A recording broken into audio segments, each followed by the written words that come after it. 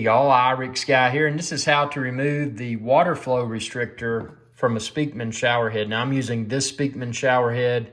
You can expand this video's description and click the link there to find where to order it online. It's a very nice shower head.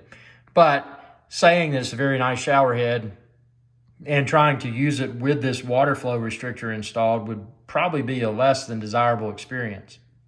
So there's a couple of things you can do.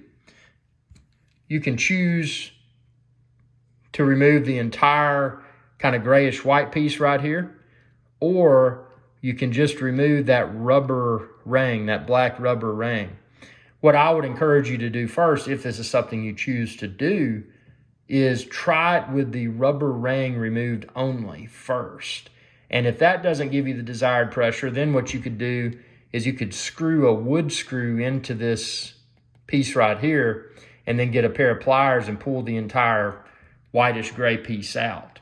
But you may find that this rubber ring, taking it out itself may be enough. So see, I've got this little tiny screwdriver. So what I'm going to do is I'm going to put this in here. This is going to be challenging to film. Let's see if I can rig this up here. Check this out. See, I'm like a doctor, man. I'm sitting here doing surgery. Let's see. See if we can get that out.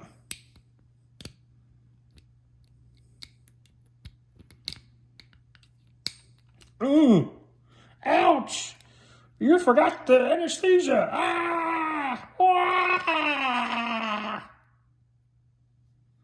But see, now the little black rubber ring is out and you can see those holes underneath exposed. So again, depending upon your water pressure preference, that may be enough. So what I'm going to do now is install the shower head and then I'll provide an update. Again, everybody's water pressure is different, but I would encourage you to try just only removing the little rubber ring first. See if you get the desired pressure. If not, then you can go to step 2. I've got a separate video where I show how to remove the entire water flow restrictor. And obviously in this video, I just removed the rubber ring and you saw how simple that was.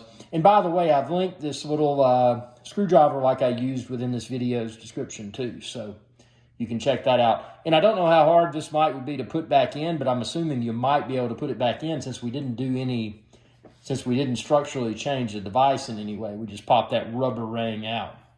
Hope this video helped. If it did, be sure to like this video, subscribe to my channel. And if you really liked it, feel free to super thanks by clicking the thanks button down below. Appreciate your viewership and y'all have a good day.